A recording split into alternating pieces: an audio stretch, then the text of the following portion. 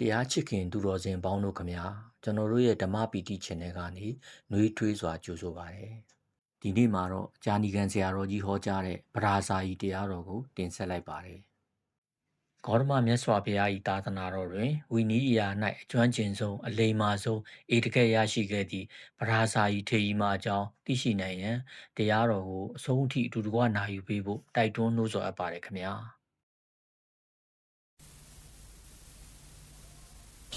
ဟောတက်တော်ထင်ရှားဘုရားလက်ထက်ကသာဝတိခေါ်တဲ့ရွှေမြို့တော်ကြီးမှာသာဝတိမြို့ပေးသားကြီးဘာမြို့ပါလဲသာဝတိမြို့ပါဗျာပစ္စည်းဥစ္စာကျွယ်ဝတဲ့မဟာဓန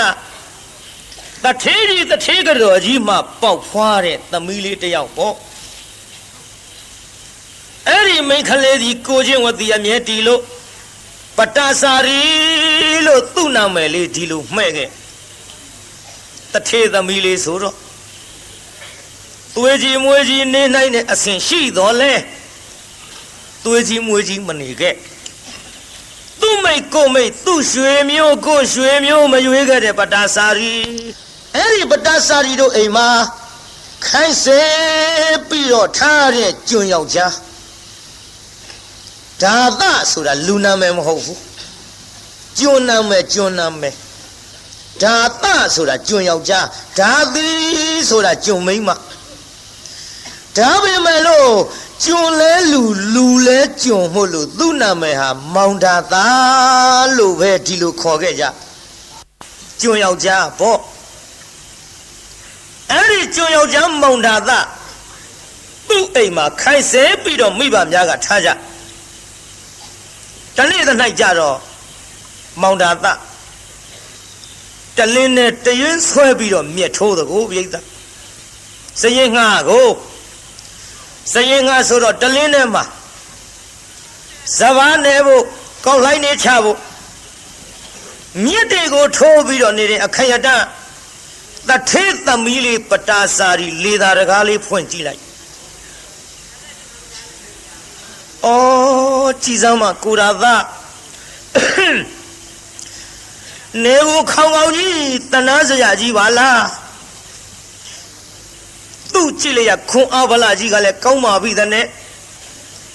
စရင်ငှားသာဆိုရလူကျော်လူခန့်ကြီးနောက်ဘဝကပုဝေစာကတပုံညာတာဆိုတဲ့ဒါနစက်ကြီးကပြက်ခဲ့ပေလို့ကိုရတာပစ္စံရှိတဲ့ထေသာဆိုရင်ဘလောက်ထိအောင်လူချစ်လူခင်ပေါ်လိုက်မတော့အမလေးခုတော့ရုပ်ရည်လှသလောက်စရင်ငှားဆိုတော့အောက်တန်းကြနေလို့ချစ်သူမရှိခင်သူမရှိဖြစ်နေတဲ့တော်ဘဝကိုဘသူတွေမသနာဖေးမလို့ကျုပ်တနာလိုက်လေချင်းနဲ့တနာကလေးကမနေဘူးပြိဿသောဟာတော့မှာပြိဿကြီးတနာရင်ဘာဖြစ်တော့မှာသွားတော့မှာဘယ်နေတော့ဖြစ်ဖူးတဲ့မိဘများမသိအောင်အလစ်အသာလေးဆင်းပြီးတော့မျက်ကူထိုးတာကောင်းတိုက်ပေါ်ကဆင်းသွားကိုရာသာလှမ်းခေါ်လိုက်ဟာလမ်းလိုက်တာမဗရာရဲ့ဘာတော့ခမဘာတော့မလုံးနဲ့လာအောင်ဒီကိုဟုတ်ကဲ့တဲ့ပြောလေလုံမနေနဲ့ဒါမဲ့တော့မြက်ထိုးနေတာမြင်လို့နေဘူးခေါင်ခေါင်ကြီးကျုပ်ကတနာလို့မျက်ကူထိုးမလို့ပေးပါကိုရာသာရဲ့တရွင်းဟာနေပါစီမောပါရဲ့ကျုပ်တို့ခပ်ဖြစ်ချင်းဖြစ်ပါစေတော့လက်ဖွားနုလေးခမတရွင်းထိုးရင်သွေးချီဥသွားမှာပေါ့ဩတော့တနာလို့ပြောနေတာတနာတော့ပေါ့ဗျာနေပါစေကျုပ်အလုပ်ပါခမအစေကနေရဲ့အလုပ်လုပ်ရမှာကကျွန်တော်ရဲ့တာဝန်မပါရာရှိပါစေတော့ဩတဲ့ခက်နေတော့တနာလို့ပြောတာတော့ပေးနေပါစီဗျပေးပါလို့ပြောနေပါစီဗျဟောတော့ပေးပါလို့ပြောနေတရွင်းဆွဲလူတကိုပရိသတရွင်းဆွဲလူနေတုံတရားနာပရိသလာပြီပြုနောက်ကပရိသနောက်ကပြည်သားကြီးနောက်ကလာပြီဟိုင်းဒါဘာလို့တာတထေးကတော်ကြီး မျက်နှာကြောတင်းနေနဲ့လှမ်းငေါက်လိုက်ခိုက်ဆိုတရွေးဆွဲလူနေရအတတတလမ်းသွားတထဲကတော့ငေါက်လိုက်တော့သူတို့လက်ထဲကတရွေးကလေးကအခြေမလှတော့မြေခရှာတာပေါ့တရွေးကလေးလွတ်ကြပြီးနှစ်ယောက်စမားတရားနာပြိဿတယောက်မျက်နှာတယောက်ကြည့်လိုက်တထဲကတော့ကြီးကြည့်လိုက်ဟဲ့ဒါသာခင်ဗျာမင်းပါလို့ဟောဗျာကျွန်တော်မြတ်ထိုးနေတယ်လေတော်ရဲ့ဟုတ်ကောင်မသွားတိုက်ပေါ်တက်ဆိုပြီးငေါက်ထုတ်လိုက်တော့ပရာစာကြီးတိုက်ပေါ်တက်သွားတိုက်ပေါ်ရောက်တော့အိုးအမေကဒေါသကြီးပါပြီတဲ့ဘာမှလည်းစဉ်းစားတာမဟုတ်ဘူးအစေကပဲဆိုပြီးတော့ပါမြရိုက်လိမ့်မလားဒါရင်မကယောက်ျားရဲ့လို့လည်းမတွေးတော့ခွေးအရိတ်တောင်တချို့မကြော်လွှားဘူးတဲ့အခုတော့လေအစေကယောက်ျားဆိုပြီးတော့ခြေတော်ကြီးနဲ့များတအားကန်လိုက်လိမ့်မလားကိုရသာတော်မြတ်ထားပဲလို့ခက်လိုက်လိမ့်မလို့တော့ကိုကျုပ်တနာလိုက်လေချင်းတနာလိုက်လေချင်းဆိုပြီးတော့တရားနာပိဋကအမေကြောက်တော့ဘတွင်ပြတင်းပေါက်လဲတရွက်လုံးဖွင့်မကြည့်ရဲဘူးပတ်တာကြားတဲ့ကလက်တလုံးလောက်ဟာလေးတဲ့ကမျက်လုံးလေးမတော့တော်သွင်းကြည့်ဟဲ့ဒါသာခင်ဗျာမင်းတာပါလို့ဟာကျွန်တော်မျက်ထိုးနေတယ်လေတော်ဟေးမျက်ထိုးတာပြောတာမဟုတ်ဘူးခင်ဗျာကျွန်တော်နားမလဲပါလားခင်ဗျာမင်းကငါမုံလာဥလုံးမနေပါနဲ့ကွငါမျက်စိအောက်တယ်ငါသမီးနဲ့ဆွဲလာငင်လားနဲ့ဒါကငါမင်းနေတာဟာတော်ရဲ့အဲ့ဒါကျွန်တော်အပြစ်မဟုတ်ပါဘူးခင်ဗျာကျွန်တော်မျက်ထိုးနေတာကိုလေတော်သမီးကတနာလို့တဲ့သူဆွဲလူလို့နေပါစေလို့ကျွန်တော်ကပြောတာမရဘူးသူကဇွတ်လူတယ်ခင်ဗျနောက်ငါသမီးနဲ့ဒီလိုတရင်တနီးကကငါမမြင်ခြင်းဘူးမြည်မင်းငါအိမ်မော်ကဆင်းတော့အတော်ဆိုးတဲ့မိန်းမကြီးဟုတ်ကဲ့ခင်ဗျာမမြင်စေရပါဘူးလို့အဲ့ဒါလို့တာဝန်ခံလိုက်တော့တထေးကတော်ကြီးတိုက်ထဲဝင်သွားတိုက်ထဲရောက်တော့တထေးကြီးဘာတော့မေအော်ကြီးဖြစ်ကျင်နဲ့ဘာရမတော့တော်သမီးအကြောင်းတော်သိရလားဒီမဲ့တော်သမီးနဲ့လေဒါသနဲ့ကပ်ပြီးတော့ဟောဒီမဲ့ကျုပ်မပြောချင်ဘူးနော်တနေ့ကြတော့လေတနေ့ကြတော့သူများတတွေးကွက်ပက်လက်မျောမယ်တော့ဒါကြောင့်ကျုပ်လေတော်သမီးဒီတိုင်းမထားနိုင်ဘူးတော်သမီးဒီတိုင်းမထားနိုင်ဘူးဒီလိုပြောလိုက်တော့ဗရာလေးကအပေါ်ကဟိုတရားနာပိဋကအထက်ဆုံးလေကတိမျက်နှာလေးနဲ့အမိအောင်ငုံပြီးချောင်းကြည့်နေရကတော်သမီးဒီတိုင်းမထားနိုင်ဘူးဆိုတော့တုံသွားတယ်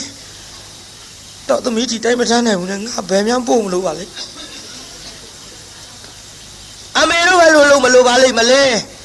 နားထောင်နေတုံဒီမဲ့တော်သမီးဒီတိုင်းထိုင်ရင်အစေကနဲ့မှားလိုက်မယ်လေရင်ပါပြီးတော့တနေ့မှားမှသေးကြတယ်ဒါကြောင့်ကျုပ်လေဟောတော်သမီးကိုတောင်မြင်ကတထေးသားနဲ့မြန်ပေးသားမှဖြစ်မယ်အေးလေဒါသမီးမိန်းကလေးမွေးထားမင်းတာဝန်မယ်မှန်တော့မိခင်နေမှန်တော့အယောက်ျားသားလေးဆိုငါတာဝန်မယ်ကွမင်းဖာမင်းစီစဉ်အဲ့ဒါလို့ပြောလိုက်တဲ့စကားကြတော့ပတ္တစာရီလေဘာပြောကောင်းမလဲကတင်းမောတအားပြေးပြီးတရားနာပရိသတ်ရေကတင်းမောအာရမောက်မျက်နှာပေါ်ခေါင်းအောင်ကအိုးတရားနာပရိသတ်အသေးရဲ့ရင်နဲ့တလျက်လျက်နဲ့ခံစားရတဲ့ဒဏ်ချက်ကအပြင်ဘက်ငေါက်ထုတ်တာမျက်ရည်တွေကိုတုတ်ကနေကြလာမျက်ရည်တွေပေါက်ကြလို့ခေါင်းအောင်ကြီးတအားဖက်တော်ကြာခေါင်းအောင်ကြီးလွှင့်ပြေးတော်ကြာကရင်မောတက်လိုက်အောက်ဆင်းလိုက်တောက်တဲ့ခန့်လို့မယူနိုင်ဘူးကိုရသာဆွဲလို့ရှိရင်ငါပဲသူ့မှမယူနိုင်ဘူးကိုရသာပြုတ်ပေါင်းကြီးဒီကိစ္စတွေတော်သိရလားဟာလေကိုရသာလည်းမနေရရင်ငါသေးချင်းသေးပါစေတော့ ကိုရာသအဘောတနာယာကစပြီးတော့ငါမေတ္တာရှိနေမိပြီအဖြစ်ဘူးဒီကိစ္စကိုရာသပြောမှဆိုပြီးတရားနာပရိသတ်ရေနောက်တနေ့မိဘအလစ်မောင်ဒါသနေတဲ့အစီကံတောင်းလျာဆင်းသွားမောင်ဒါသကဒူးဘော်ပေါင်ပေါင်နဲ့ပေါ်တင်ကလေးကြီးချိတ်လို့ပလွေလေးပါးစပ်ထဲတက်လို့တွေးဟာမှုတ်တော့ကိုပရိသတ်အစီကံဆိုတော့ဘာရဲ့မှုတ်တာမို့ပလွေလေးတက်ပြီးမှုတ်နေတော့မဘရာကအနာနာရောက်ကိုရာသမှုတ်ရင်တတ်ထားတဲ့ပလီဆွဲနှုတ်တာတွစ်တို့တခါပဲမှုတ်ရင်ကိုပြိဿမှုတ်ရင်တတ်ပြီးတော့ဆွဲနှုတ်တာတွစ်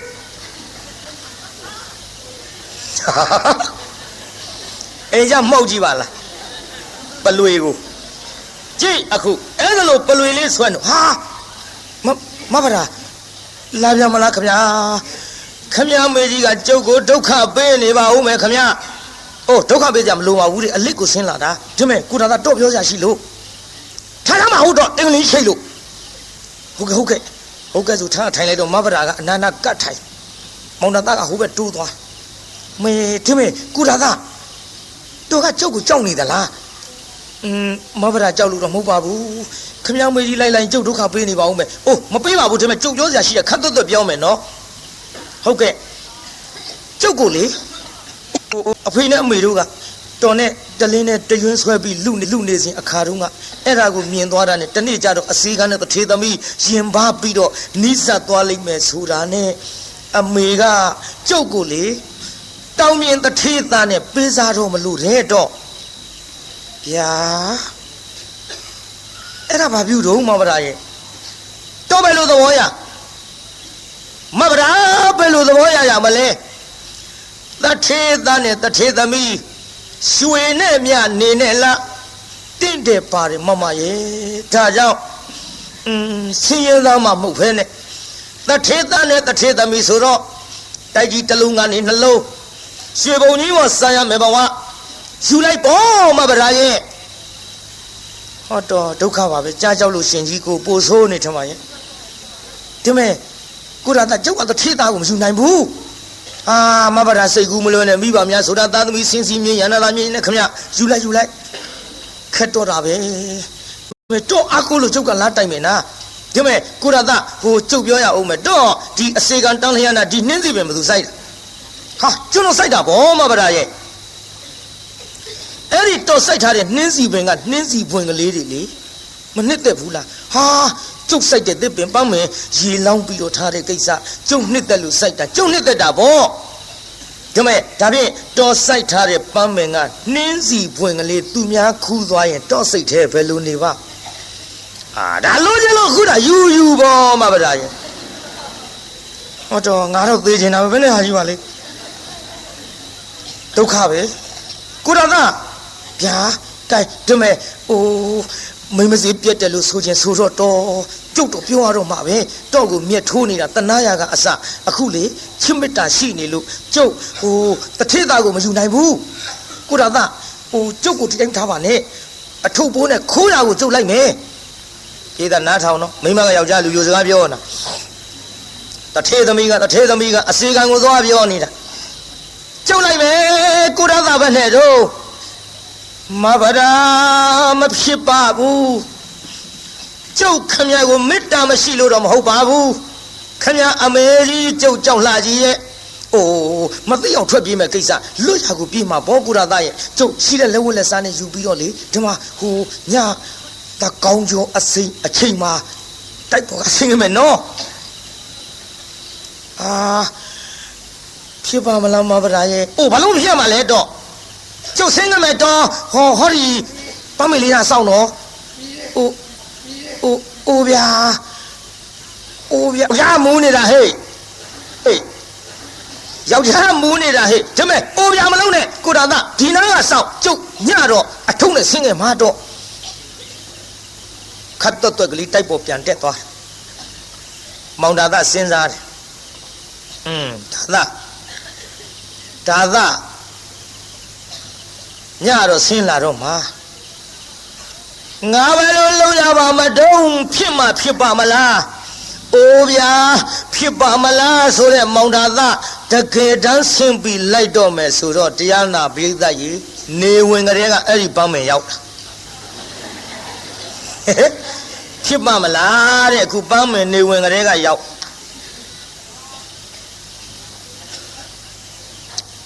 အဆောင်ခိုင်းတဲ့ပန်းမင်သားကထိုင်ဆောင်အဖြည်းဖြည်းမှောင်းလာမောင်နာသားစေဘောလေးကြီးခဲလို့မောမဗရာလာရင်မြင်ရအောင်ပေါ့လေမီးလေးဖွာဖွာပြမယ်ပေါ့အော်အပြင်းမဲ့မီးဖွာပြတော့လည်းပဲတထေးကြီးကြော်ကြီးမြင်မှာစိုးလို့ပစိုးစုံလေးနဲ့မီးဖွာပြပြောင်းမှုပဲဆိုရင်ဒီကောင်ဒုက္ခပဲပစိုးစုံနဲ့မီးဖွာပြတာမြင်မှာစိုးလို့လည်းဖွာရတာကိုကြည့်တရားနာပြေးတာအဲ့ဒီတိုင်းစောင့်တကောင်ကျော်အချိန်ကြတော့မဗရာအထုပ်ပိုးနဲ့ဆင်းလာပြုဆင်းလာတော့လေဟေးဟုတ်မဟုတ်ကလားကိုဒါကမဗရာပြေးတာကြီးဟိုညဆိုတော့ခိုးပြေးမဲ့ကိစ္စမို့တိုးတိုးတန်ပြောရတယ်ကျုပ်ကတိုးပြောအားရတာမဟုတ်ဘူးကိုဒါကမဗရာလာခါတော့ပေါ့မဗရာရေသွားကြဆိုပြီးတော့တယောက်လက်တယောက်ဆွဲပြီးတော့လွတ်ရအဝေးသို့ပြေးလိုက်ကြတာတရားနာပိဋကသာဝုဋ္ဌိနဲ့အတော်ဝေးกว่าတဲ့ဌာနမှာဟောအိမ်ကလေးဆောက်ပြီးတော့နေကြစီတယ်လည်းဝလဲစားလေးတွေနဲ့တဖြည်းဖြည်းတစတော့ဖြစ်သလိုစားကြဒီလိုအတူတကွနေပြီးတော့လာကြဆင်းရပေမဲ့လို့ပစ္စည်းဆင်းရပေမဲ့လို့စိတ်မဆင်းရတဲ့ဇနီးမောင်နှံဒေသကြီးစိတ်ဆင်းရဲရလားပယ်ဆင်းရဲမလို့ပြိတ္တလင်းပြီးသားမရပြီးသားကြဒါတွေလည်းခဏပြောခဲ့လို့သိတ်ချဲ့ထွင်ပြီးပြောမနေပါရစေနဲ့စိတ်ချမ်းသာတယ်ကိုချစ်သူနဲ့နေရရင်တချို့သချင်းလေးတောင်ရှိကြရွှေဘုံကြီးပေါ်စံကျင်ဘူးတဲ့ဗျတဲအိုအပြက်ကလေးတဲ့မှာတဲ့ကာမတတ္တိတွေပေါ့အဲ့ဒီကဆိုကိုချစ်သူနဲ့နေရရင်ထမရင်တောက်ရတော့လဲပျော်တယ်လို့ဆိုသည်မောင်ဒါသားနဲ့မဗရာရှိတဲ့လက်ဝက်လက်စားလေးစားတော့ပြီးနေလာလိုက်ကြတာတရားနာပိဋကဟောနောက်တူပြောကြစို့တန်ဒီခတော့မောင်ဒါသားအပါကိုမဗရာကတူလေးကပြောဘယ်လိုပြောတော့ပိဋက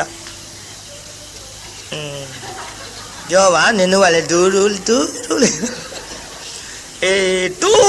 ကပြောကြတဲ့ကဟိုကိစ္စဆိုတာသိပြီမောင်ဒါသားဟာဝမ်းတောင်းလိုက်လေနှမရဲ့ယောက်ျားလေးဖြစ်ပါစေသားယောက်ျားလေးဖြစ်ပါစေနဲ့မောင်ဒါသားဆုတောင်းပြီးတော့လာခဲ့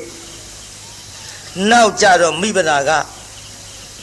ပြုံအောင်ရင်မိဘရထံပြန်ပို့ပါတော့သာသမီမွေးဖွားတဲ့ကိစ္စယောက်ျားဖောင်စည်းမိမ့်မမိနေတဲ့မောင်ကြီးရဲ့သူများတွေပြောတာကြုတ်ကြားဘူးတယ်ဒါကြောင့်လေမိဘအရင်မှာခေါ်လုံးပြီးတော့မိခင်ရဲ့မျက်နှာအောက်မှာဖွားမြင်နေတဲ့ကျုပ်ကိုပြန်ပို့ပါတော့ခက်တော်တာပဲမပို့ဘူးဆိုပြန်ရင်လည်းပဲလင့်တမျက်နှာတရွာထင်းပြီးတော့လိုက်လာတဲ့မိမသားတနာစရာအသွင်းနဲ့မျက်ရည်စာလေးကြလာတော့မယ်လိုက်ပို့ပြန်ရင်လည်းပဲတရေပေါ်ထိုင်တရေနာစားတဲ့ကောင်းဆိုပြီးတော့သူ့မိဘရှင်မျိုးများကငါတတ်ပြကြတော့မှာပဲအလေသို့တော့လေလက်ပတ်ပြီးပြောရတော့ပါပဲကြိုင်တော့ဟိုမနေ့ဖြင့်ကသွားကြတာပေါ့မနေ့ဖြင့်ရောက်တယ်တော့လေတပည့်ခါသွားကြတာပေါ့နဲ့တပည့်ဖိန်းတွေအရှိဆွဲပြီးတော့လာလိုက်တာဟောတန်တွေကတဖြည်းဖြည်းရင့်မာလာခဲ့တန်တွေရင့်မာလာတော့မိဖုရားကလည်းသိကုရသတန်တော်ပြုတ်မောင်ကြီးတော့အကြောက်လွန်ပြီးတော့လိုက်ပို့တော့မှမဟုတ်ဘူးကုရသမရှိခိုင်ငါသွားတာကောင်းထင်ရဲ့လို့မောင်ဒါသမရှိခိုင်တကားကလေးကိုတရားနာပိဋကတော့ခတ်ဟိုတုန်းကတော့ခတ်သလားတော့မသိဘူးကျုပ်ခုခေတ်နဲ့ရန်တုတ်တာခိုင်ခတ်လိုက်ခတ်ပြီးတော့ဘေးအိမ်ကမိန်းမကြီးတော့အပ်တော်ဟဲ့ငါတို့မှဘာတော့ဒီတော့ယူထားလိုက်ပါတော်ကိုရသပြန်လာလို့ရှိရင်တော့ကျုပ်ဟောဒီအိမ်တိုင်းကလေးမီးပြီးတော့စောင့်နေကြနေတာမမြင်ရမတွေ့ရရင်တော့မဘာရာရဲ့ အလဲလုံးနေတာရုံလို့တစားစားခေါ်တော့မယ်တော်ရဲ့အဲ့ဒီအချိန်ခါမှာမင်းမယားခေါ်မနေနဲ့သာသမီမွေးဖွားရအတွက်မိဘရထံပြမိဆိုပြီးတော့ဟောဒီတော်လေးသာအလိုက်ပါတော့ဟဲ့ခလေးမမတော်ဘူးထင်တယ်တူမကြီးတော်သူကတော့အကြောက်လုံးပြီးတော့လိုက်မပို့လို့တော့တာယူထားလိုက်ပါတော့ရော့ကျုပ်သွားပါရစေတော့သွားပါရစေတော့ဆိုပြီးတော့မိဘသားထွက်သွားရောမိဘသားထွက်သွားလိုက်ပြန်လာပြီးမောင်တာသားအိမ်တိုင်းကလေးမိဆောင်တဲ့မယားမတွေ့ကြတဲ့ကရင်ထဲမှာပူသွားဟောကြည်စမ်းကျိုးနေကြလေရမရှိတော့ဘူးမမလာလေမမလာလေမလေးမောင်ကြီးပြန်လာပြီးမင်းဘက်နဲ့ကြောင့်စီးပြီးတော့မကြိုရတာလို့ဘယ်အလဲလုံးနေသလဲနှမရဲ့ဗရာအိုးမဗရာလေးလေဘယ်လိုပင်ခေါ်တော့လဲအတန်မကြရဘေးအိတ်အတော်ကြီးကဟဲ့မောင်တာသားခေါ်မနေနဲ့မိမသားသမီးမွေးဖွားရအတွက်မိဘအရိတ်မှာခိုလုံးမွေးဖွားခြင်းနဲ့ဆိုပြီးတော့ဟောမင်းလိုက်မပို့တာနဲ့ပြန်သွားပြီမောင်ကြီးဗျာဟာမလေးသာဝတိမျိုးဆိုတာနီးတာမဟုတ်ဘူးတော်ရဲ့မဖြစ်ဘူးကျွန်တော်လိုက်မှာပဲလို့မောင်တာသားလိုက်သွားမိဘရာကလည်းတော်ကြီးတဲ့ရောက်တော့နေစေရစေကြီးကိုကူသူမရှိကဲသူမရှိနဲ့ဟောတားယောက်ျားလေးဖွားမြောက်တားယောက်ျားလေးဖွားမြောက်နေတဲ့ခိုင်မောင်တာသားကရောက်သွားဟာနမကြည်စမ်းမလေးမောင်ကြီးစကားနားမခေါ်ဝင်နေမထွက်သွားတာကိုဟေးကိစ္စတောင်ပြီးနေပါကိုကြည်စမ်းဟာနင်းနီထိုးထိုးလေးပြေးစမ်းယူကြည့်လိုက်အေးအိုးဟာရှုပ်သားလေးဟာဝမ်းသာလုံးလို့ဟိုလေးဟန်ကြပြီနမသားယောက်ျားလေးပါလားကွယ်လူကလေးဖေဖေရှိလာတဲ့ကလေးလေးပွေချီပြီးတော့နမမင်းဒီကိစ္စကြောင့်ပြန်လာပဲမဟုတ်လားကွယ်မောင်ဘဝလည်းမင်းသိပါတယ်အစီကံဘဝနဲ့တထေသမီးခိုးပြီးထွက်ပြေးလာရတယ်ဘဝအကယ်၍မိဘထန်သာမောင်ကြီးလိုက်ခဲ့ပါကနမရေမောင်ကြီးလိုက်ခဲ့ပါကဒုက္ခပေးကြတော့မှာပဲမောင်ကြီးမတနာရကြပါလိမ့်မကိုင်းဒီကိစ္စပြီးမှအိမ်မဲပြန်ကြပါစို့ခေါ်သွားဟောအိမ်ပြန်ပါသွားနောက်တစ်ဖန်ဒီလိုပဲသတ်တန်နေခပြန်တယ်ပြိဿဒီလိုသတ်တန်နေခတော့ဒီလိုမောင်တာသပြန်အပုတ်ခိုင်းနောက်တစ်ဖန်ပြန်အပုတ်ခိုင်းတော့မောင်တာသကဒီလိုပဲမပုတ်ပဲနဲ့ရက်တွေဆွဲပြီးတော့နေခဲ့ပြုံမောင်ကြီးတော့လိုက်ပို့မှာမဟုတ်ဘူးကလေးလေးကလည်းမတ်တပ်ပြေးကလေးသားအကြီးလေးကလည်းမတ်တပ်ပြေးလေးဥမမဲဇာမမြောက်နဲ့ဖေဖေမေမေခေါ်ရတဲ့အရွယ်လောက်နဲ့လူလေးခမညာမေမေအိုငါသားဟိုမေမေတို့လေတာဝတ်ထီမျိုးကြီးသွားရအောင်သားရဲ့ဟာမေမေကဖေဖေမမသိပဲနဲ့အော်ခက်လိုက်တာသားရဲ့ဟိုမင်းဖေဖေကလေလိုက်မပို့ဘူးသားရဲ့ဟာဘာလို့လိုက်မပို့တာလဲဗျအော်မပို့ဆိုငါသားနဲ့အမေကပြောရအောင်အမေကလေအခုတဲပုံလေးနဲ့နေရပြီမယ်လို့ဟိုအမေကတထေးသမီးကွဗျာမမေရဲ့တထေးသမီးဆိုပြီးဘာဖြစ်လို့ဒီတဲပုံကြီးတဲ့နေရတာတော့ဗျာဩနေရဆိုလူကလေးရဲ့အမေကတထေသမီးမင်းအဖေကဆင်းရဲသားစရင်ငါမင်းအဖေကိုမေတ္တာရှိလို့အမေကလိုက်လာတော့မင်းအဖေဆင်းရဲတဲ့သူကိုချစ်မိတော့အမေလည်းဆင်းရဲတာပေါ့ဟာခမကြီးတော်အားတဲ့မိန်းမကြီးပစ္စမရှိတဲ့လူကြီးယူလို့ဆင်းရဲတာကိုဗျအိုးလူလေးကိုဖေဖေကိုဒီလိုပြောရဘူးလေသားရဲ့ဆင်းရဲပြီမဲ့လို့မင်းအဖေသားရဲ့ဒါကြောင့်လေဟောငါသားခုဆင်းရဲပြီမဲ့လို့တာဝတိမျိုးကြီးရောက်တဲ့ချိန်ခါမှာမင်းဖိုးဖွားများကလေမင်းကိုတိုက်ကြီးပေါ်ထားမှာသားရဲ့ပြီးတော့ဆင်ယုံလေးတွေမြေယုံလေးတွေလည်းဝဲပေးလိုက်မယ်သားရဲ့ငါသားအဝတ်စားလှလှပပလေးတွေလည်းဆင်လိုက်မယ်ဒါကြောင့်သားဟိုမင်းအဖေပြန်လာရင်လိုက်ပို့မှာမဟုတ်လို့အဖိုးဖွားများထံရောက်အောင်ငါသားလိုက်မယ်နော်ဗျာမေမေဆင်ယုံမြေယုံလေးတွေဝဲပေးမှာဟုတ်လား အေးလေဝယ်ပြီးမှဘောသားရဲ့တိုက်ကြီးပေါ်လဲငါသားကြီးပျော်ပျော်ကြီးနေရမှာဒါဖြင့်သွားမယ်ကျွန်တော်လိုက်မယ်မေရဲ့လို့ဆိုတော့ကိုင်းကလေးလေးနှူးနှပ်ပြီးခေါ်သွားတော့အထုပ်ကလေးခေါင်းမော်တင်းလို့တကားလေးပိတ်ကလေးလေးလက်ကဆွဲလို့လူလေးအမေထုတ်ပေးငါသားကိုအမေညောင်းတဲ့အခါလဲချီမပေါ့တခါလဲငါသားကချီချင်းလျှောက်အောင်နော်အမေမလဲမင်းရဲ့ညီလေးလားမသိနှမလေးလားမသိနှကုတ်တစ်သက်ကြီးမို့ပါရဲ့သွားကြစို့ဆိုပြီးတော့ဘေးအိမ်အတော်ကြီးတော့အပ်ပြီးအရင်တစ်ပတ်လိုပဲထွက်ပြန်တယ်ကိုပြိဿအဲ့ဒီလိုထွက်သွားလိုက်တာတော်ကြီးတဲ့ရောက်သူ့ကုသိုလ်ကံကဆိုခြင်းတော့ကံဆိုးမှသွားရမိုးလိုက်လို့ရွာဆိုတဲ့ကဲ့သို့ဟောစနေတော့ရခန်းကနဂါးကိုဂလုံးဖမ်းတယ်လို့လေနီချမ်းကြီးထားလာလေနီချမ်းကြီးထားလာတော့မိဘရာတောကြီးတဲ့မှာတယောက်ထဲကုသူမရှိကဲသူမရှိနဲ့ကံမစလေးကနှင်တော့လူလေးမမေငါသားတီနာခဏနေအောင်နော်မမေလေးမမေဝင်းထဲကနာလာပြီသားရဲ့ဟုတ်ကဲ့သားရဲ့မင်းကြီးမလေးလားနှမလေးလားမသိမွေးဖွားရအချိန်ကြပြီနဲ့တူတယ်သားရဲ့အမေမျက်စီတွေတောင်ကြည့်မကောင်းဘူးသားရဲ့ငါသားတီနာနေအောင်နော်ဟုတ်ကဲ့မမေကြာကြာကြီးမနေနဲ့နော်ကြောက်တယ်ဗျာအေးခဏလေးပါသားရဲ့နော်ငါသားတီနာနေရအထုပ်နဲ့ကလေးထားပစ်ခဲ့ပြီးခြုံစာကလေးနာရောက်တော့ဟောသားယောက်ျားလေးဖွားမြောက်ပြန်ပြီပြုသားယောက်ျားလေးဖွားမြောက်ပြီးတော့မိုးတွေ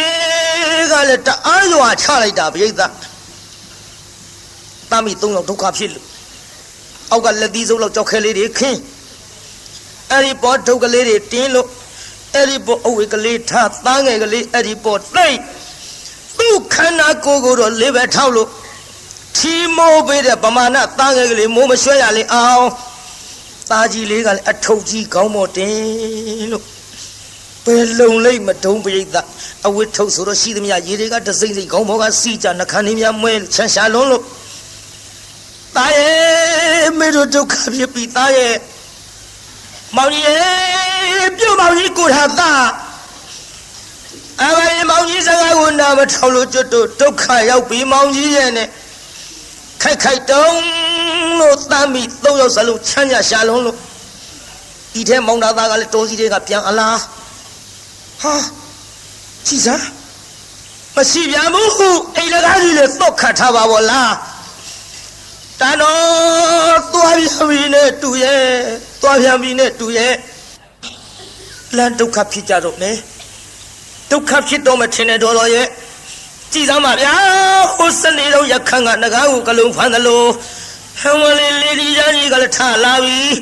မိုးတွေကလည်းမဲလာပြီ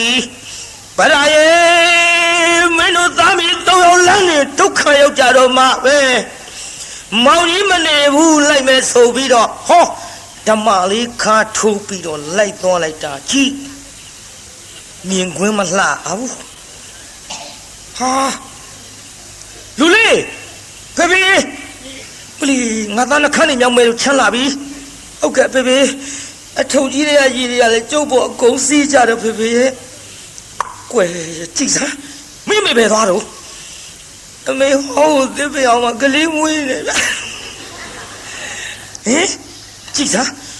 လမ်းနေဒုက္ခရောက်ကုန်ပြီဒီကလေးကလည်းချမ်းလာပြီတခါမိမနာစီပြေးကြည့်လိုက်တော့ဟေးခွေးမကြီးပမာဏလေးပဲထောက်လို့အောက်ကကြည့်စမ်းကလေးတယောက်နမကိုရတာပိစာဆိုပြီးကလေးလေးကောက်ကြည့်လိုက်ဟာအော်ယောက်ျားလေးပါလားကွယ်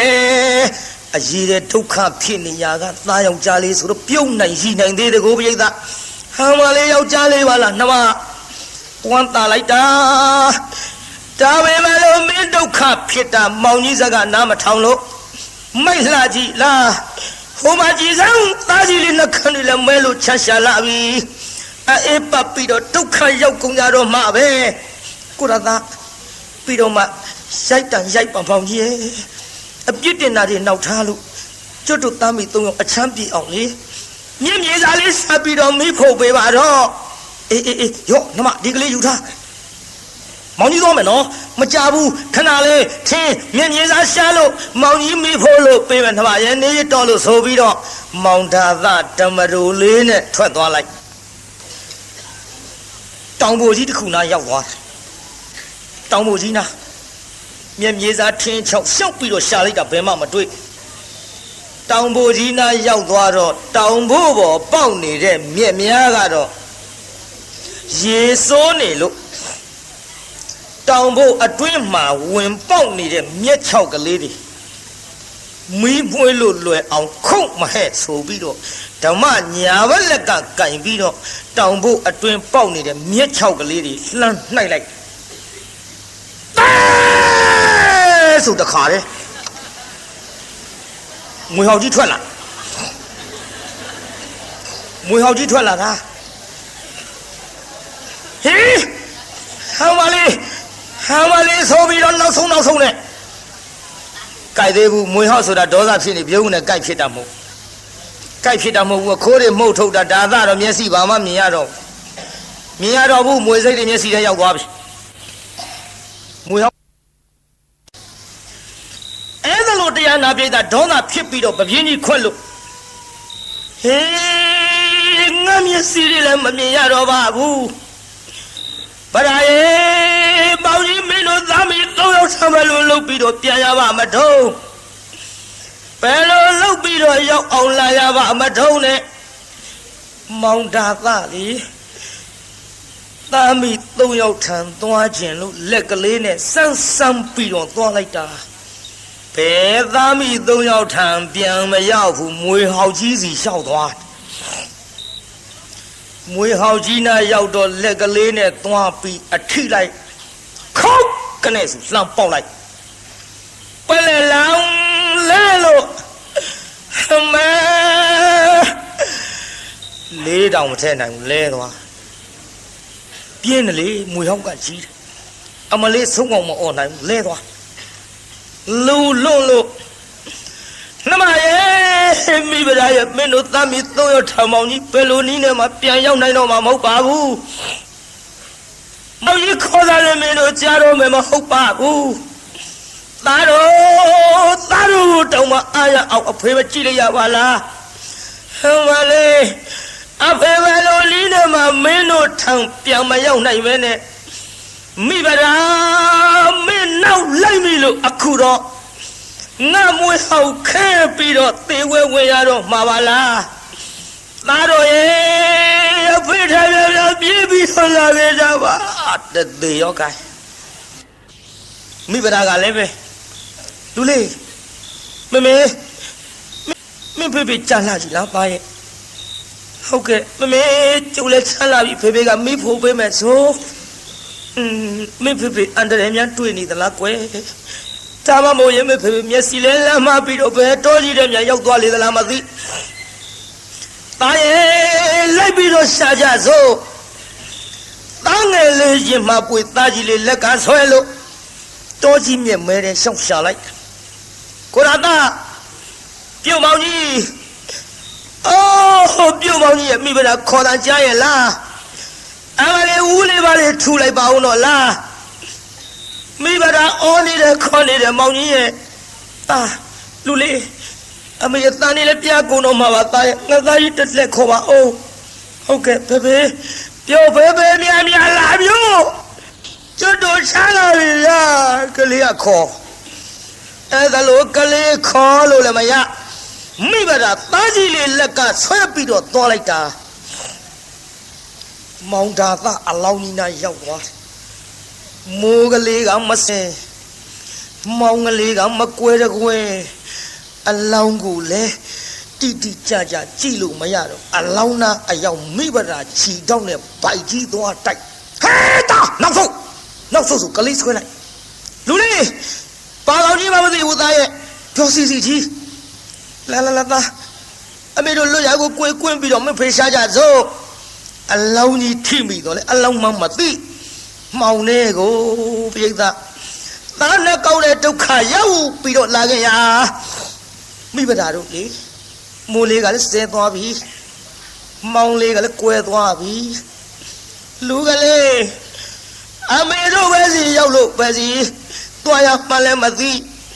ကိုရာသားရဲ့ပြုတ်ပေါကြီးမိဘသားတို့ဒုက္ခတွေလာကြည့်လဲပါဦးမောင်ကြီးရဲ့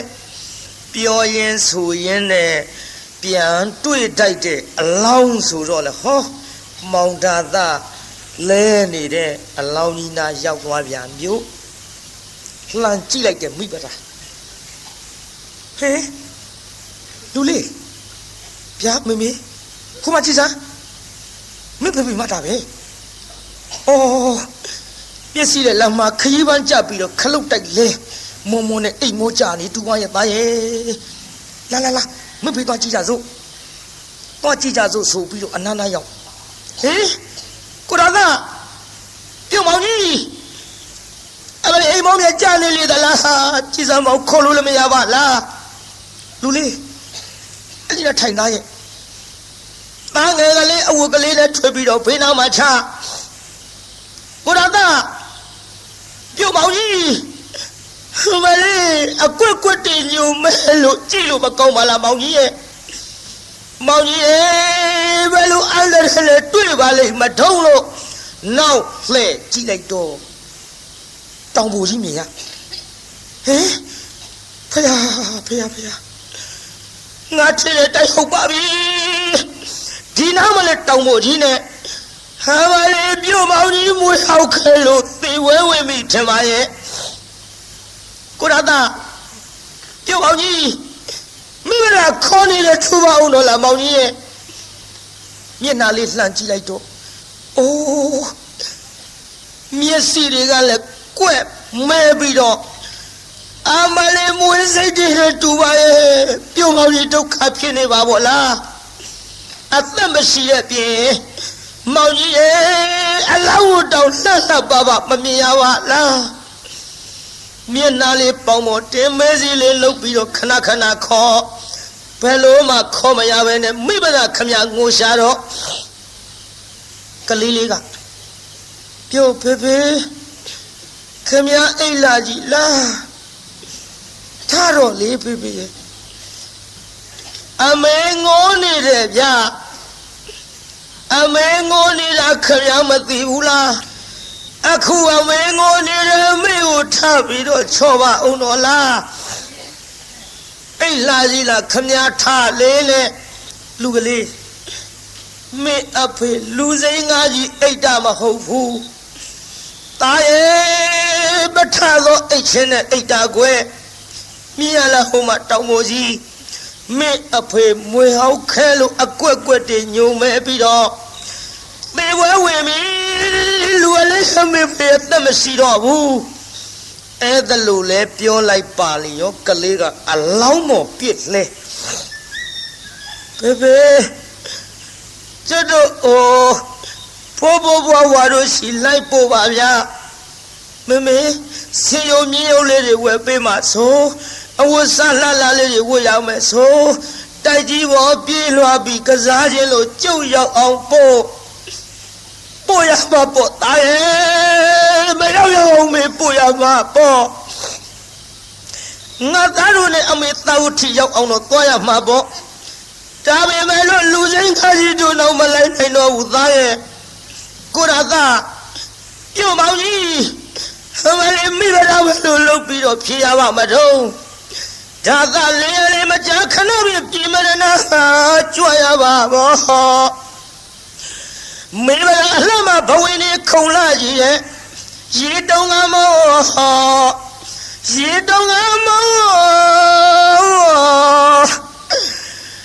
ငိုရှာတကူပြိတ္တာ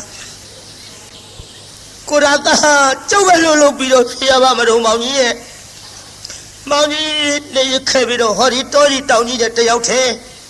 လူကလေးဒီလိုငိုနေကြလို့မပြီးဘူးမိခေဖေကိုတစ်ခက်ကလေးတွေချိုးအုပ်သားရဲ့ကလေးကတစ်ကိုင်းလေးတွေချိုးလာတစ်ခက်ကလေးတွေအုပ်နောက်မိဗလာကမျက်နှာပဝါလေးလွှမ်းလို့ပြုံမောင်ကြီးနေရခဲ့ပြီးတော့ ဟောဒီတောကြီးတောင်ကြီးနဲ့တယောက်ထဲနေခဲ့ပြီတော့ဟောရွှေစုမျိုးစုတို့ရဲ့ထံပြန်ရောက်တော့ကမှတော့အလောင်းကျုပ်လာပြီးတော့လှလှပပသင်ကြုံမဲ့မောင်ကြီးရဲ့လို့မခွဲခြင်းမနဲ့ခွဲလို့ထရောက်မှထားအမလေးနေရခဲ့ပြီးတော့မိဗရာတို့သွားပြီးမောင်ကြီးရဲ့လို့အလောင်းကြီးမခွဲခြင်းမနဲ့ခွဲလို့ဟောသားကြီးလေးလက်ဆွဲသားငယ်လေးရင်မှာပွေပြီးတော့သာဝတ္ထိကိုမှန်းပြီးတော့လှမ်းခဲ့ရပါပြီပြိဿကုသိုလ်ကံကဆိုးကျင်တော့ချောင်းငယ်လေးတစ်ခုသွားတွေ့ချောင်းကလည်းတရားနာပြည်သားမှိုက်တရောထိုက်တရောအကုန်လုံးမျောပြီးတော့ရေစည်းကတန်မာပြီတဲ့မောစရကြုံမြန်မှာပေါ့လားလူလေးအိုအမေလေးငါသားတို့နှစ်ယောက်ကိုဟိုဘက်တခါတည်းမပို့နိုင်ဘူးသားရဲ့ဟုတ်ကဲ့မမေဘယ်လိုလုပ်မလဲကျွတ်တို့ဟိုဘက်ဘယ်လိုလုပ်ပြီးတော့ကူကျွတ်တို့ဟိုဘက်ဘယ်လိုလုပ်ပြီးတော့ကူရုံမမေရဲ့အေးငါသားဟိုခဏနေအောင်နော်ငါသားဒီနာထိုင်ဟိုမင်းကြီးလေးအမေခဏထားပြီးရေထဲဆင်းကြည့်အောင်မယ်သားရဲ့ဟိုဘက်ရေနဲ့သလားတိမ်သလားဆင်းကြည့်ရေကရင်စိုးလောက်ထိရက်ကန်နဲ့ပြန်လာလူလေးမြင်ရလားရေဒီအမေရင်စိုးထိရဲ့သားရဲ့ရင်စိုးထိတဲ့ရေတွေကိုအမေပဲလေးနဲ့လည်းငါသားတို့နှစ်ယောက်တခါတည်းမပို့နိုင်ဘူးဒါကြောင့်ငါသားဒီအထုပ်ကလေးယူထားနော်မင်းကြီးလေးအမေဟိုဘက်ကန်သွားပြီးတော့ပို့မယ်သားရဲ့ဟုတ်ကဲ့မေနည်းပြန်ခဲ့နော်ရေတွေကအော်နေတဲ့မေကျုပ်ကြောက်တယ်ဗျာရေတွေကတဝဝနဲ့မေအော်နေတဲ့မေကျုပ်ကြောက်တယ်မြန်ပြန်ခဲ့ခဏလေးပါသားရဲ့အမေသွားမယ်နော်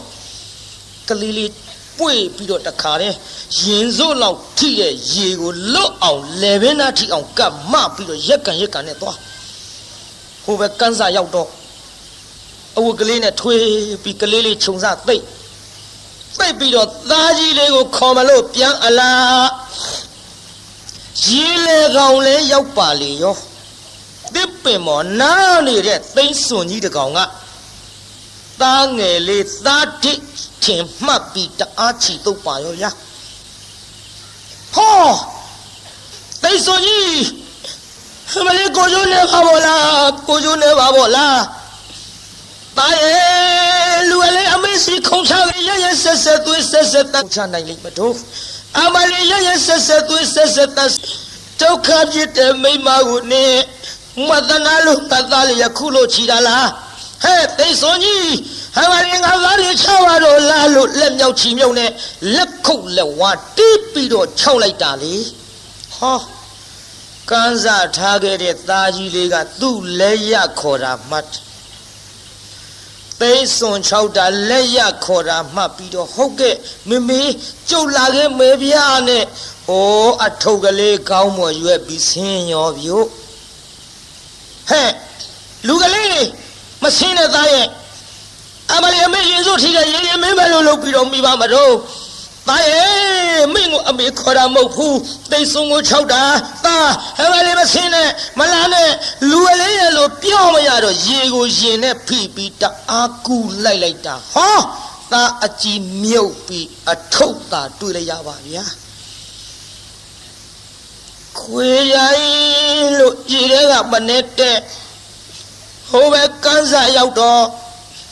ကိုရာသားရဲ့ပြုတ်ပေါကြီးတော်သားတွေမှာအပါခေါ်သလားမောင်ကြီးရဲ့ဟိုလေကြည်စားဟာအိုးကိုတယောက်ထဲသေးရွာကိုမသွားပဲနဲ့တော်သားတွေတော်ချစ်လို့ခေါ်သလားဟောဒီဒုက္ခကောင်ပါကြီးပါအပါခေါ်ပြုတ်ပေါကြီးကျုပ်လည်းမနေရခဲ့ပါစေနဲ့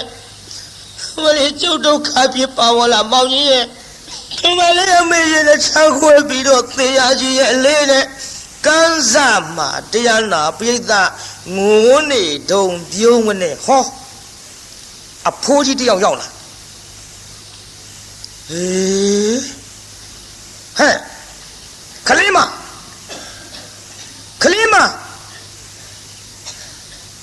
ဟောခေါ်လို့မရပြုတ်လို့မရပါလားခုနေငါငိုးတန်းလိုကြားသေး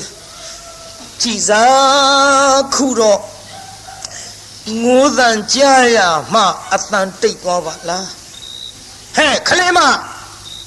မျက်လုံးလေးဖွင့်ကြည့်တော့ဟဲ့ခလေးမကြည်စမ်း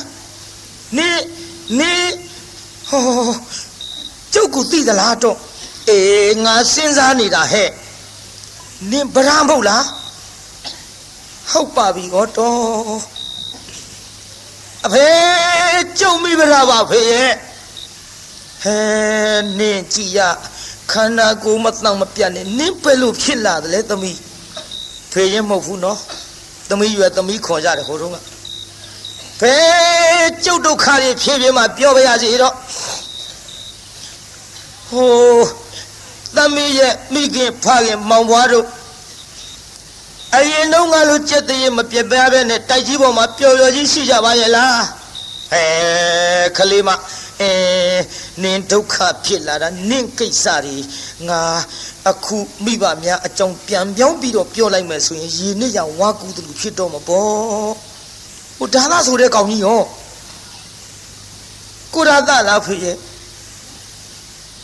ဟိုပဲကန်းစားတော်ကြီးတဲ့မမွေးကြိုက်လို့သေးခဲ့ပြီဖေရဲ့ဟေး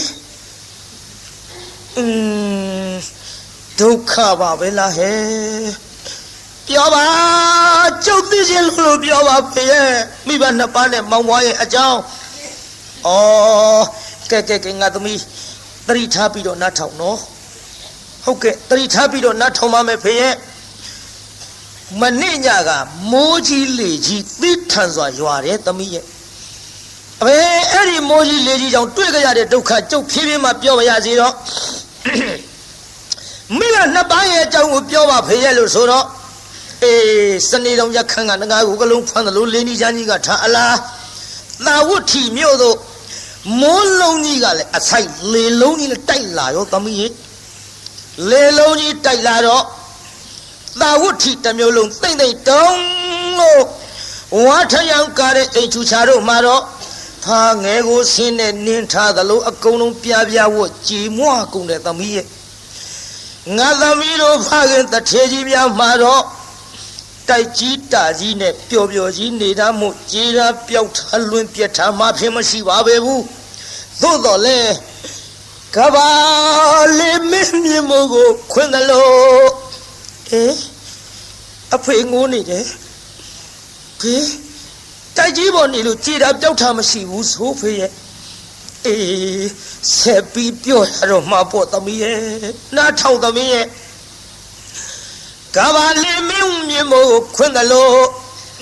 တိုက်ကြီးချီရင်ကဆွဲပြီးတော့လှဲသွားတာနဲ့ငါသမီးရဲ့အဖေရဲ့ငါသမီးရဲ့အမေရဲ့ငါသမီးရဲ့မောင်ဝါရဲ့သုံးယောက်တွေ့ညံ့ညံ့ချေသမီးရဲ့တိုက်ပြီးတော့သေကုန်ကြပြီဟဲ့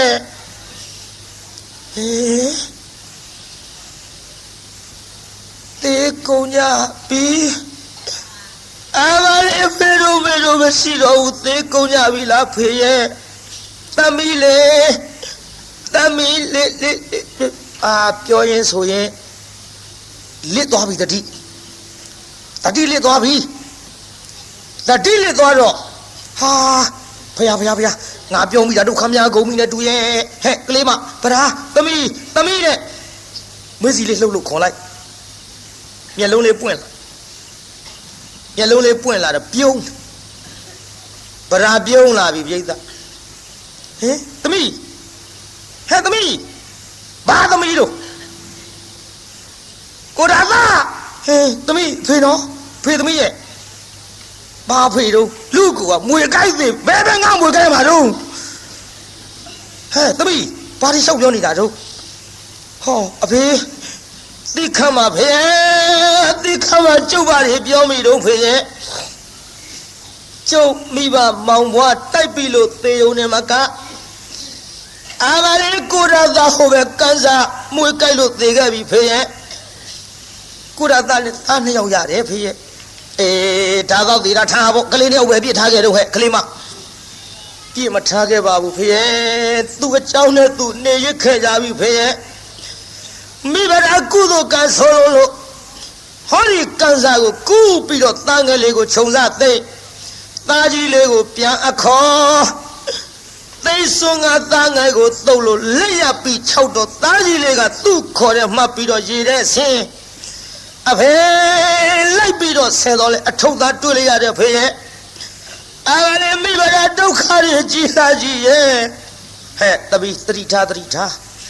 ငါတပီတဏှာကြီးရဲ့တားကြောင့်နဲ့ငါမပြောရှင်းပါဘူးလို့ပြောရဲ့သားနဲ့သတိထားသမီးသတိထားဆိုဝီဒီမရပါဘူးနောက်တစ်ခါကြီးတစ်လှဲ့နဲ့ပြုံးလာပြန်ပြီဟဲ့ကိုရသားဟဲ့သမီးဖေနော်ဘာဖေတို့တော့အသက်ကြီးနှုတ်ခမ်းမွေးတွေပေါက်လို့ပြုတ်ဆိုတာဆွဲနှုတ်ဟာကလေးမနားလိုက်တာသမီးရဲ့သမီးသတိထားဟင်ဖေဒီခမ်းမဖေဒီခမ်းမဖေကျုပ်နောက်တစ်ခါကြည့်တဲ့လေအဖေမသေးလည်းဒီဒုက္ခတွေကျုပ်အေးမဲ့မဟုတ်ပါဘူးဖေရဲ့အတော်အမွေးတွေကျုပ်လက်ထဲတဆုပ်ပါစီသမီးရဲ့ကဲသမီးသတိထားနော်ဟဲ့ဒီမှာတာဝတိမျိုးမှာရွှေကြီးမျိုးကြီးတထေးကြီးရဲ့သမီးမို့လို့ငါသမီးလည်းဘယ်သူမှပြစ်ထားမယ်မဟုတ်ဘူးငါသမီးသတိထားလို့ပြောရင်ဆိုရင်လည်းအဖိုးကြီးရင်ဝင်တဲ့ကနေပြီးတရားနာပြီးတာဖြတ်ချုပ်မတ်တရဖိုးကြီးမျက်လုံးပြူသွားမျက်လုံးပြူရောပေါ့အခုခမရတို့ဝင်နေတာဂွန်းထမိန်ဟိုတုန်းကဗျံထမိန်ဆိုတော့ထမိန်ကြီးဖြန့်ပြီးနှစ်ဆကောင်းပေါ်ဝဲလို့လေတကွန်လွှတ်တဲ့အတိုင်းဟဲစွန်ကြီးဟဲ့ဖိုးကြီးပြူသွားတယ်မျက်လုံးဟာသမီးကြည့်မကောင်းဘူးဒီလိုမလုံးနဲ့သမီးဒီလိုမလုံးနဲ့မရဘူးတရားနာပရိသတ်ကြီးခုံပေါက်ပြီးတော့တွတ်ချာအောင်ယူလို့မောဘမလေးဝဲလို့ရေထဲကလက်ထခုံတော့တတိကလေးရတဲ့ခါတိုင်းသားလျောက်လည်းသေးခဲ့ပြီလင်းလည်းသေးခဲ့ပြီဖေမောင်ဝါလည်းသေးခဲ့ပြီကျုပ်တနေတဲ့6လုံးပြည့်လိုက်ရတဲ့မိမကြီးမို့လင်းလည်းမရှိအဖေလည်းအမေမရှိလို့ကျုပ်ကိုတနာတဲ့ကြည်စံဝေးကြပါတော့ပေးကြပါတော့လို့ဒီလိုငိုရင်ရိုးရင်နဲ့ကျွတ်ချိန်တန်လို့ထင်တရားနာပြိဿဟောမြတ်စွာဘုရားတရားဝဲကြီးနာရောက်သွားပြီပြုတရားဝဲကြီးနာရောက်တော့ပဓာတတိလေးလည်းရလာအော်ပဓာနဲ့ကျွတ်ခွင့်ကြုံမိနဲ့တူရဲ့သုံးလောကထွတ်ထားတပ်ပြညုမြတ်စွာဘုရားတရားဝဲကြီးနဲ့တူရဲ့ငါတရားနာမှာပဲနဲ့ပိဋကအစွန်ရောက်သွားပိဋကစွန်ရောက်သွားတော့ပိဋကဟဲ့အယူမသွားမလာနဲ့ငေါ့ထုတ်တော့မဟုတ်ပါဘူးတော့ကျုပ်မငေါ့ကြပါနဲ့ကျုပ်မရိုက်ကြပါနဲ့မမှန်ကြပါနဲ့ကျုပ်ဟိုတရားနာခြင်းလို့တော့အေးထိုင်တရားနာဒီနာထိုင်နာမဟုတ်ဘူးကျုပ်ဘုရားဖူးခြင်းလို့တော့အေးဘုရားဖူးခြင်းကဲထိုင်ဒီနာထိုင်ဖူးမဟုတ်ဘူးတော့ကျုပ်ဘုရားနာသွားဖူးခြင်းလို့ဒီဟာကြီးတော့လို့ရမလားလို့ဘာမှပါပဲဒုက္ခပါရောဟဲ့ကောင်ဆွဲထုတ်စမ်းဆိုငေါ့ထုတ်တော့မြတ်စွာဘုရားတပည့်တော်မှာဘုရားကိုယ်တော်မြတ်ကြီးရှိအပသို့ကပ်ပြီးမဖူးရဘူးတရားမနာရဘူးတဲ့ဗျာတပည့်တော်မောင်လည်းမရှိအဖေလည်းမရှိအမေလည်းမရှိလင်လည်းမရှိလို့တပည့်တော်ကိုနှိပ်စက်ကုန်ကြပြီဗျာ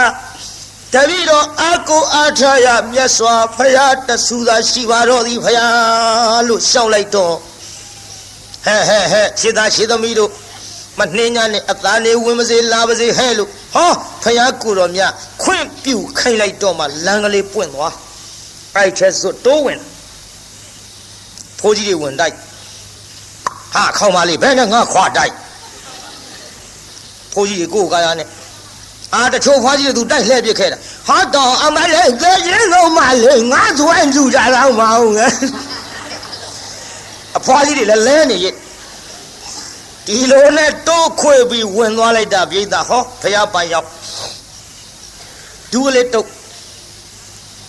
ရသော်ဗျာတပည့်တော်မှာဒုက္ခကြီးကြတော်မူပါဗျာတပည့်တော်6လုံးပြည့်လျရတဲ့မိမပါဘုရားလို့ဘုရားလျှောက်တော့ဟဲ့ခြေသမီးသတိထားလို့အနမတက်ကသံဃာကစလို့ ဒီကဲ့သို့အဖေသေးလို့အမေသေးလို့လင်းသေးလို့သားသေးလို့ရွှေရည်မျိုးတွေသေးလို့ငိုခဲ့ရတဲ့မျက်ရည်တွေစုထားရဲ့မဟာသမုဒ္ဒရာလေးစင်းမကတော့ဘူးဟဲ့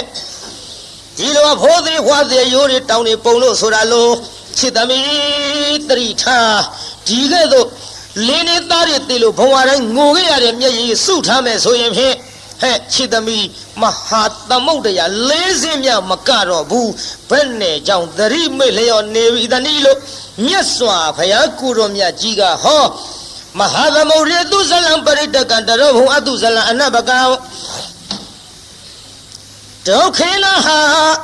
ဗုဒ္ဓသနရတသောစတောကေဟိကရဏသောကဝတပမစ္စတိလို့အဲ့ဒီအနောက်မတက်ကဒေသနာပြလိုက်တဲ့တရားနာပြိဿဆေးချက်မိတဲ့လူနာထထိုင်နိုင်သလို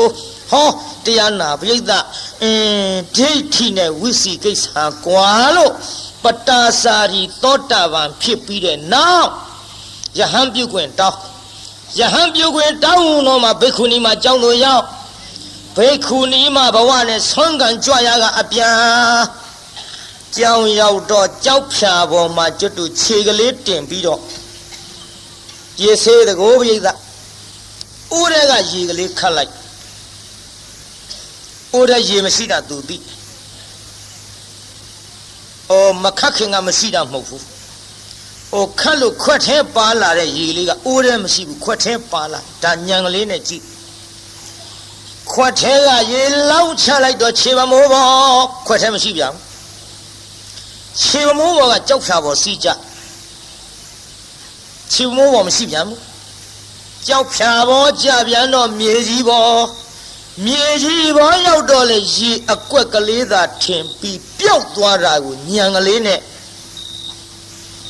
အိုးတဲ့ကရေခွက်ထဲမှာပြောင်းသွားပြီခွက်ထဲကရေခြေပမိုးပေါ်မှာခြေပမိုးပေါ်ကရေကြောက်ဖြာပေါ်မှာကြောက်ဖြာပေါ်ကရေမြေကြီးပေါ်မှာမြေကြီးပေါ်ဟောကြပြန်တော့လေတရွေ့ရွေ့နဲ့စိမ့်ပြီးတော့ပျောက်သွားတော့အကွက်ကလေးသာထင်လိုက်ရသဖြင့်ဟေးအနိစ္စပါတကားလို့နောက်တစ်ခါထလောင်းမြန်တော့ရှေ့တဆင်တိုးပြောင်းနောက်တစ်ခါထလောင်းရှေ့တဆင်တိုးပြောင်းသွားတာမြင်လိုက်တော့အနိစ္စသတ္တဝါတွေဒီဟောဒီရေခွက်ပမာဏတရွေ့ရွေ့နဲ့ရွေ့လျောပြီးတော့သေခြင်းနဲ့အဆုံးသတ်လို့တန်တရားမှာခြားကြလေပြီးတော့ဇာတိမပြတ်သမျှဒီဒုက္ခတွေအေးနိုင်ကြပါဘူးလို့ဉာဏ်ကလေးနဲ့ရှုလို့အနိစ္စကိုသုံးသပ်နေသောခါဘုရားကိုယ်တော်မြတ်ကဟဲ့ခြေသမီးသင်ကြားနာမှနဲ့သင်ပြောတာဟုတ်တယ်သင်လောက်တာမမှားဘူးဟဲ့လို့ဩပါသရောင်ကြီးတော်နဲ့အကူကြီးပေးပြီးတော့တရားနာပရိသတ်ရေမြတ်စွာဘုရားကခြေသမီးဒီကဲ့သို့ခန္ဓာနာယုတ်တို့ရဲ့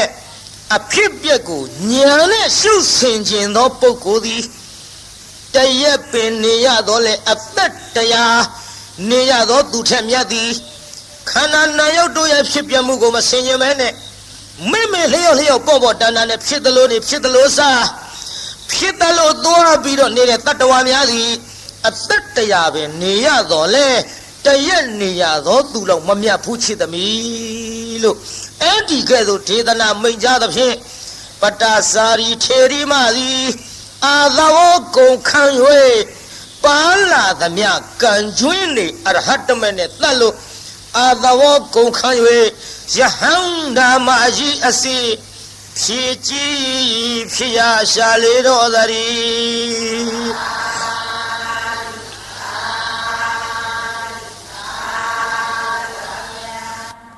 ယဟန္တာမကြီးဖြစ်ပြီးတဲ့နောက်ဟောကျွတ်တို့ဘုံမို့ထိုးတာမြတ်စွာဘုရားလက်ထက်တော်အခါကဝိနည်းအရာမှာတေတရရတဲ့ဘိက္ခုနီမတစ်ပါးကိုအားကြပြီးတော့မြတ်စွာဘုရားတဲ့ဘုရားတပည့်တော်မသည်နောင်ပွင့်လက်တဖြစ်သောဘုရားတဆုစုရဲ့ခြေတော်ရင်မှာဘုရားတပည့်တော်သည်ဝိနည်းအရာမှာဖြင့်တေတရရပြီးတော့နိဗ္ဗာန်ကိုဝင်ဆံရပါလို့ဤလို့သူတောင်းခဲ့တဲ့ဆုအတိုင်းမြတ်စွာဘုရားကိုယ်တော်မြတ်ကြီးကချစ်သားတို့ချစ်သမီးတို့ ယဟန်မိမ့်မတွေမှာဝီနီးတက်တဲ့နေရာမှာတော့ဟောဒီပတာစာရီထေရီမသည်ငါဖယားအောင်ငါသမီးအမြတ်ဆုံးမဲ့လို့အဲ့ဒီလိုယာဓုပေးခြင်းကိုခံရသဖြင့်သာဝတ္ထိမြို့သူဖြစ်သောပတာစာရီသည်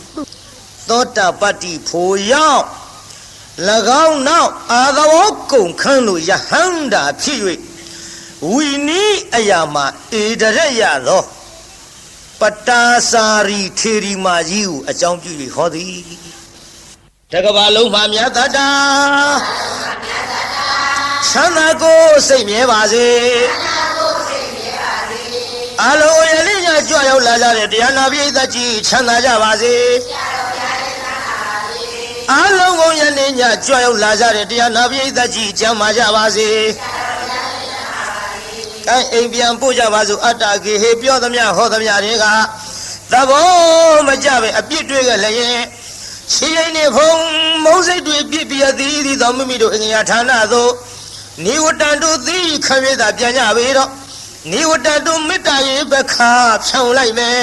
ပြစ်ပရာတွေဝေးရကမြန်းစေရောစေတရာဆွေကလျှောင်းမိကိုစိတ်နှပြချမ်းသာစွာဖြင့်မှန်စွာမနေပြန်ပါလေ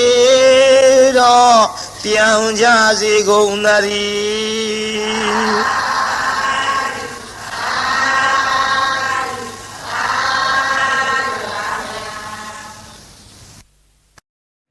ဒီလိုမြတ်လှစွာသောတရားတော်တွေကိုနာယူနိုင်ဖို့အတွက်ကျွန်တော်တို့ရဲ့ဓမ္မပီတိ channel ကို subscribe မလုပ်ရသေးပါက subscribe လုပ်ထားဖို့တောင်းဆိုချင်ပါတယ်ခင်ဗျာ